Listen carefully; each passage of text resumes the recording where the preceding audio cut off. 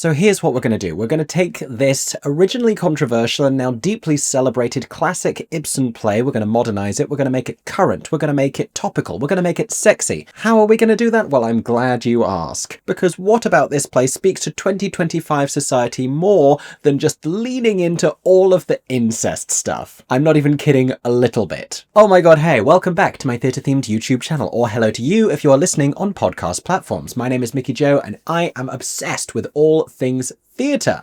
I am also a professional theatre critic and a content creator here on social media, and I recently headed to the Lyric Hammersmith here in London to see Gary Owen's new adaptation of the Henrik Ibsen play Ghosts. This is Gary Owen, the playwright, once again teaming up with director Rachel O'Riordan. At the same venue not too long ago, I saw a production of their play together, Iphigenia in Splot, which was a really blistering modern adaptation of ancient Greek tragedy. And this production, though its title makes it a little less obvious, is the same context. This is a new adaptation of Ghosts that doesn't just translate the piece, it infuses it with current ideas and topical themes, which we're going to talk about in today's full review. I'm going to let you know what I thought of this very interesting piece of theatre. Of course, if you have also been to see Ghosts already at the Lyric Hammersmith, I would love to know what you thought of it in the comments section, because I think this one in particular is such a great springboard for conversation. So let me know what your thoughts were, and if you enjoy listening to mine, make sure that you are subscribed on YouTube with the notifications turned on,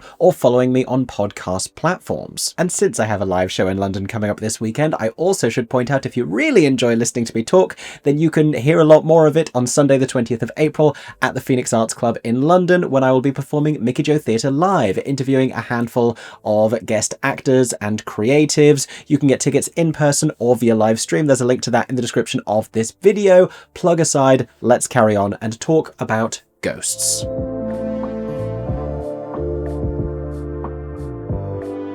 Okay, so let's begin by talking about the original Henrik Ibsen play, which I have to confess I have only seen the once many years ago, fairly early in my theatre-going career. The thing that made me laugh a little about this play is it kind of puts the idea of Chekhov's gun to shame, the notion that some big momentous event will be foreshadowed in the text, because Ghosts, the original version at least, takes that to the extreme. A widow named Mrs. Alving is having an orphanage built. She is helping to fund the building of an orphanage in her late husband's memory, despite the fact that, as she reveals during the first act of the play, he was a dreadful, dreadful man. She is warned by a man of the Lord not to insure the orphanage, because this would indicate that, you know, it's inherently blasphemous, that she doesn't believe that God is watching over the orphanage and protecting it. And there's a lot of conversation around the idea of like, but what if it were to burn down? Oh my god, look, the orphanage is burning down. Then later in the second act, another hefty spoiler here, but we're going to have to talk about it to talk about this adaptation,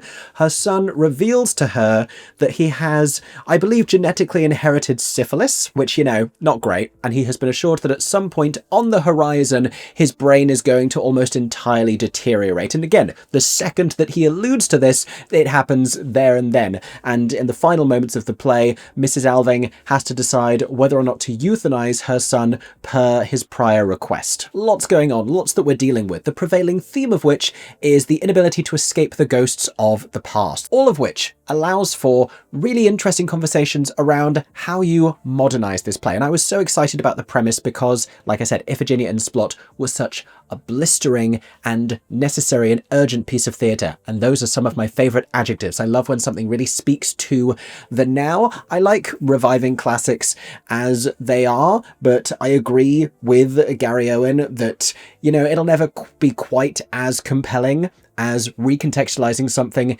in a modern sense, because a lot of the tension in the original version of Ghosts hinges on the devastation of ruin and, you know, what will happen to the family name if the truth about the late Mr. Alving ever actually gets out. And the notion of ruin doesn't really speak to us in 2025, but do you know what does? Cancel culture. So that's one of the ways in which the story gets adapted. In the new new version of ghosts, the milfy Mrs. Alving is meeting with an old flame who has now become a lawyer. The two of them have been working together in order to build and fund and open a hospital for children. And while my memory of Ibsen's ghosts is likely falling a little short here, I dare say that the behaviours of the captain that are revealed in the first act of the play have also been updated to be a little more scandalous and a little more dreadful. He is no longer simply an adulterer, but he is now the subject of allegations of sexual encounters, including, abuse of power dynamics and non-consent. And there are many similarities between this new version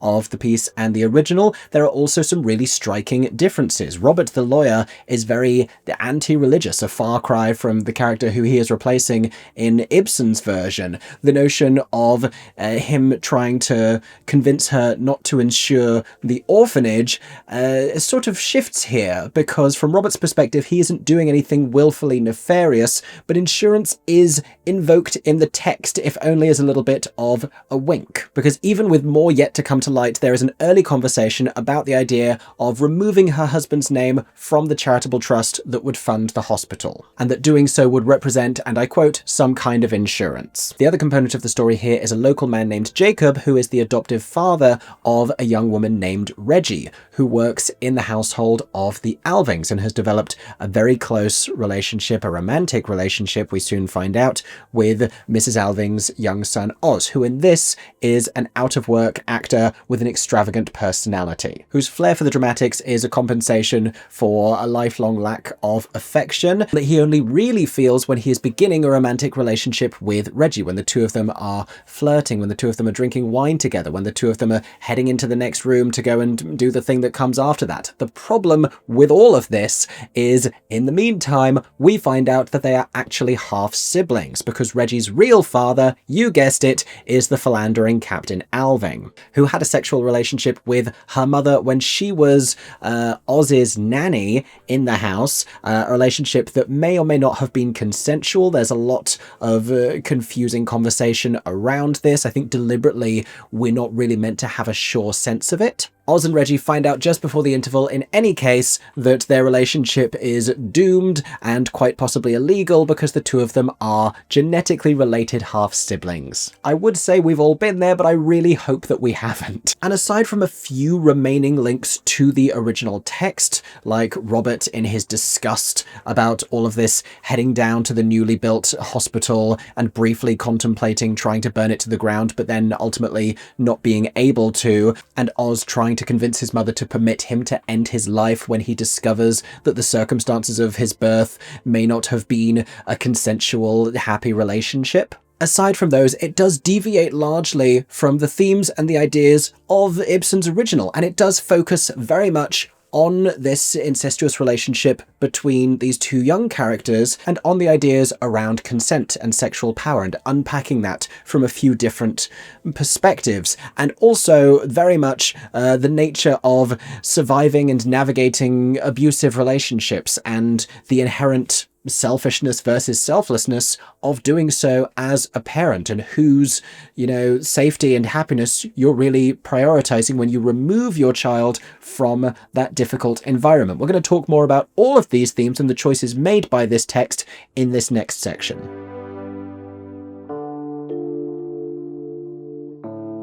So my overall thought is this, that this was a really interesting and striking play, and is at its best when it is set apart from the original, and the characters are evidently inspired by those original characters. But whereas the Iphigenian Splot came to such a clever conclusion and worked its way towards this brilliant metaphorical representation of the original tragedy in a modern context that so acutely spoke to where we are now and the state of the nation, this one, it doesn't feel explicitly 2025 in the same way. Gary Owen is still talking about the healthcare, which I think is important to allude to. It's important to bring that into a modern conversation, but there isn't a tremendous reason as to why this couldn't be taking place perhaps in the 50s or in the 70s. It doesn't feel quite as thrillingly contemporary. It also, and here's my hot take, doesn't necessarily need to be an adaptation of Ghosts. I think at some point during the creation of this piece, it moved far enough away from the ideas of the original, and the moments where it nods to it feel now almost like an obligation rather than an opportunity to say something. I actually feel it's more inhibited by the Ibsen than it is arising from it, because if you were to just take that idea that you're adapting the Ibsen for a modern context and that your enduring themes are the legacy of a terrible father figure and the enduring, inescapable doom of all of that and the world left to us by our parents, if those are the kind of things that you're talking about, but we have no conversation about anything political really, if we don't talk about the climate crisis, we talk briefly about class, but only really to highlight the discrepancy between the lives lived by the two young characters, one of whom was a legitimate child, the other of whom wasn't. I do think it's a little bit of a bizarre decision for us to focus where we do, to be talking about sins of the father and the inherited world, and to just have so much conversation around incest and sexual politics. At the same time, I think it's a really exciting piece of theatre. I think it's brilliant how shockingly funny it can be alongside all of its dramatic revelations. I mean, there are moments when Mrs. Alving has to reveal to the two young people who have just consummated their very fresh and loving new relationship that they are in fact the half-siblings. It turns into Ibsen by way of Jerry Springer, which is hysterical, and Ibsen definitely wasn't getting this many laughs. I think it's bold, I think it's provocative, I think it's certainly a conversation starter, much more so than if we were to simply stage the original. My take here is perhaps that it doesn't need to necessarily be called Ghosts, that it's not an adaptation of, that it's more inspired by, and it could move even further away from this original thing. Because I think that might even empower it to say more about the topics that it wants to discuss here. And there are many moments of brilliance. Like I said, some of those laugh lines are hysterically funny when Callum Scott Howells as Oz is coming to terms with what he's done by the cold light of day and via half a glass of red wine. He talks about like a lot of traditional heterosexual pornography being between like stepbrothers and stepsisters and saying it's always step, it's never half. And he declares hysterically that he's done something that even Pornhub thinks is beyond the limits of acceptability. That's a fantastic line. I also think it's really interesting to upend the burning down of the orphanage and instead turn this into a very quiet and cold admission of his manic attempts to do so that he subsequently thought better of, and also to shift the roles a little bit here so there isn't really one obvious villain within the piece. Many of these characters are duplicitous. Many of them are selfish. Reggie's father, Jacob, is trying to start a business for himself because he resents on his own behalf and on his daughters that they've spent their entire lives working for other people and helping to maintain their wealth, and you know that they've been comfortable and they've gotten by, but they have never been affluent, and so he wants to buy up an old bungalow and turn it into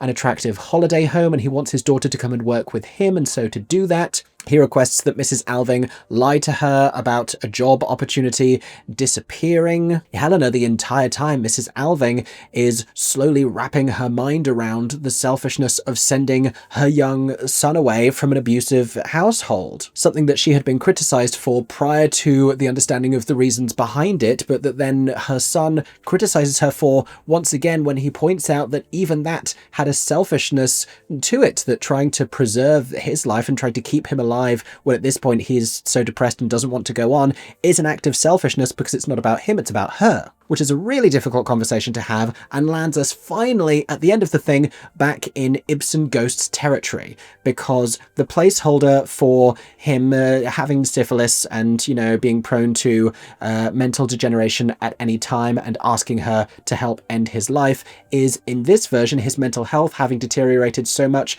both because of factors from his upbringing and because of recent revelations about all of the incest stuff that wasn't ideal, and the idea of negative mental health being the syphilis of 2025 is something that I think is actually quite brilliant. And when she finally says what he needs to hear from her, this true selfless act of care, where she says that she won't stop him if he wants to do this, but she is willing to wake every day knowing that there might be a possibility that he might choose to end his life, and she will continue to care for him until then. That finally lands us in terms of the sentiment, in terms of where these characters are back where Ghosts ended, albeit without the original cliffhanger conclusion. But it is a clever way to reinterpret the original ending.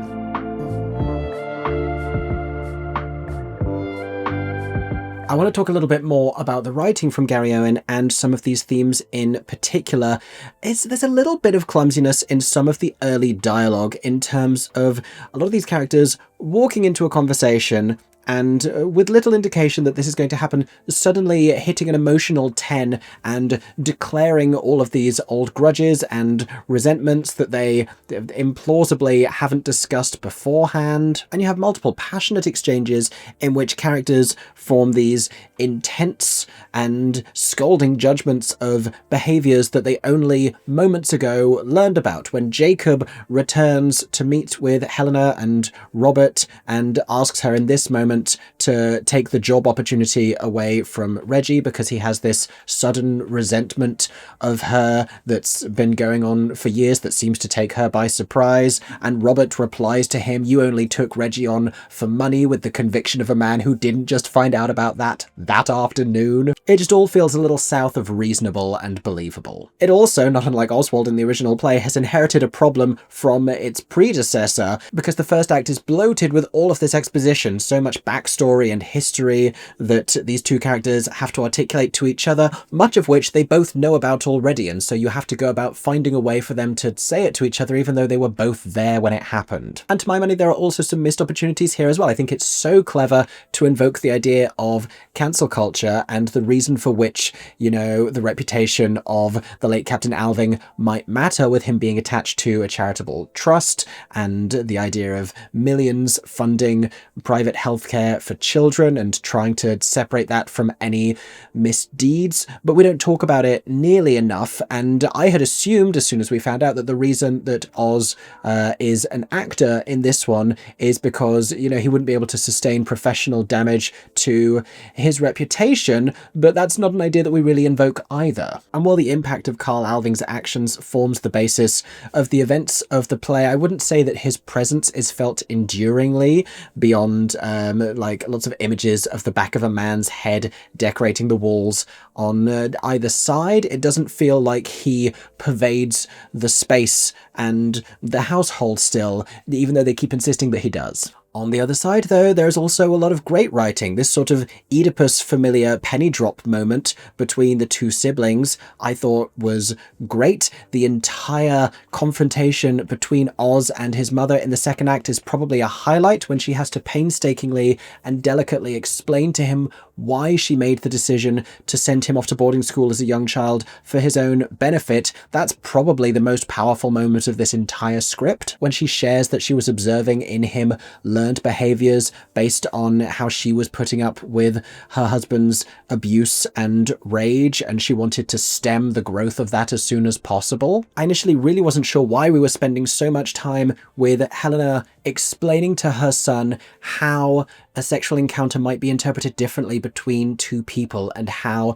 consent, enthusiastic consent, could be silently withdrawn halfway through a participation, and that this would change it from either perspective with no verbal indication that that had happened. And I just didn't know why that was a conversation that we needed to be having. I think with where we are socially, I think trying to introduce the idea of plausible deniability in rape is not something that it's necessarily responsible to talk about on stage. Once this connects back to her relationship and her memories of her relationship with his father, and that then begins to impact him, then it all kind of crystallized. But it's a really thorny place for us to find ourselves. When he declares himself, upon learning this, to be love's absolute opposite made flesh, something that he repeats, that's a really terrific line, as is Helena's exploration of why she stayed in an abusive marriage, in a abusive household, and she says it's like the house has collapsed on top of you and shattered every bone in your body. I mean, she's this very strong-willed, very feisty character whose recollections of how damaged and fragile that made her feel are all the more powerful for that contrast. On that note then, let's talk about the performances of this cast.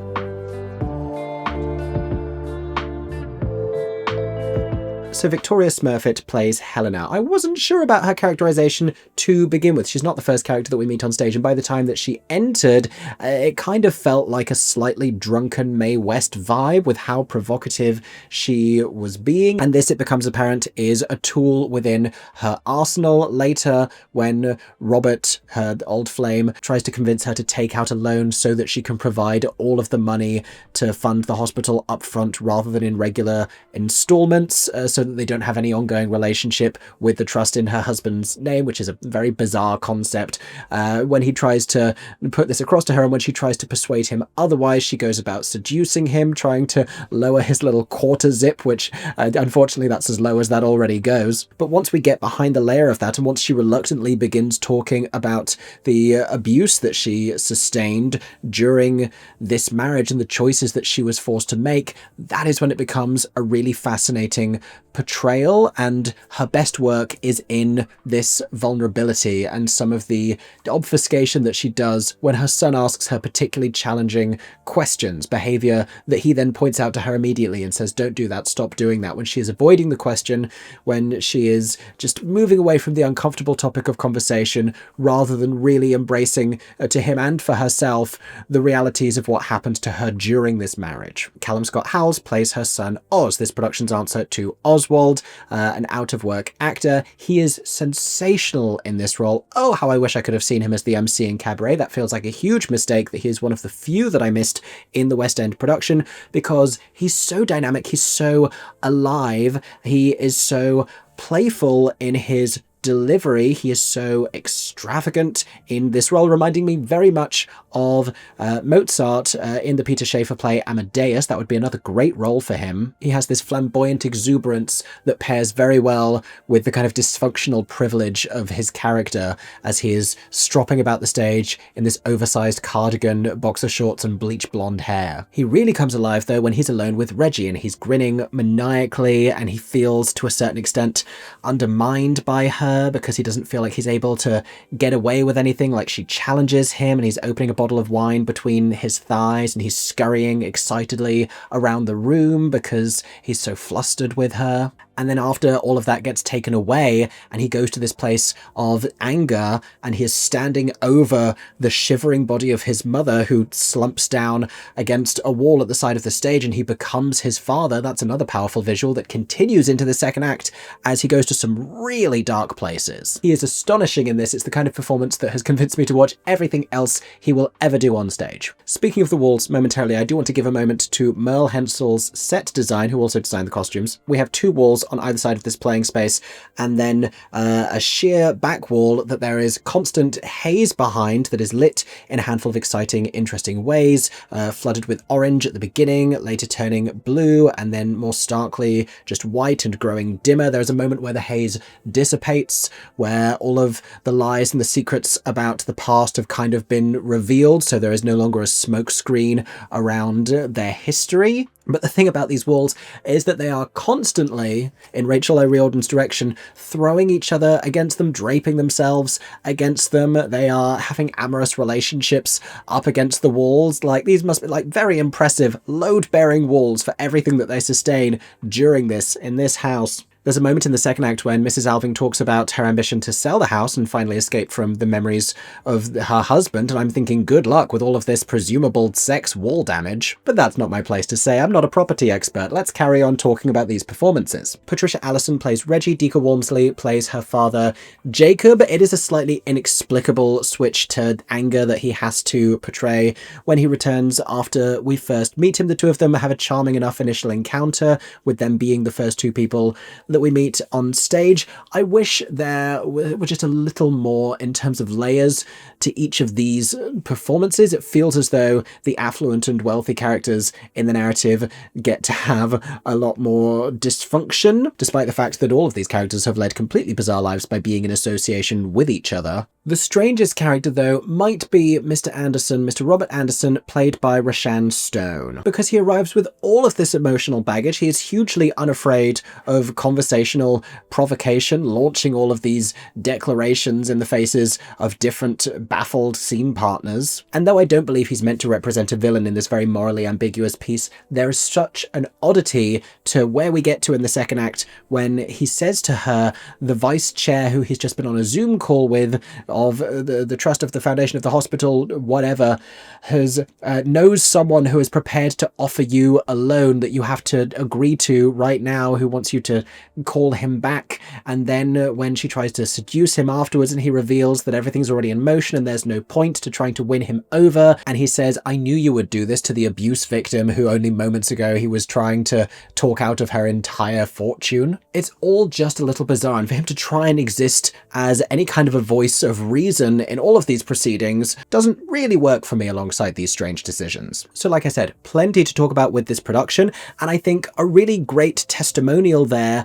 on withstanding abuse and the impact of that across multiple generations. And some of those ideas explored towards the end is preserving the happiness of your children, the innocence of your children, inherently a selfish act, at least the way that it was depicted in this story. It's really interesting stuff. It's bold conversations that I don't know that we've had before on stage, certainly that weren't quite articulated in the same way in Ibsen's original play, but is the ghosts of it all getting in the way? Would this be even more emboldened to have those conversations in its own completely separate context? That is what I'm wondering, but I would love to know what you think. If you have already been to see Ghosts at the Lyric Hammersmith, let me know what you thought in the comments section down below. If not, and if the production sounds intriguing to you, then feel free to go and check it out. In the meantime, thank you so much for listening to this new play review. Make sure you are subscribed to my theatre-themed YouTube channel for many more coming soon, or following me on podcast platforms. I hope that everyone is staying safe and that you have a stagey day. For 10 more seconds, I'm MickeyJoTheatre. Oh my god, hey. Thanks for watching, have a stagey day. Subscribe!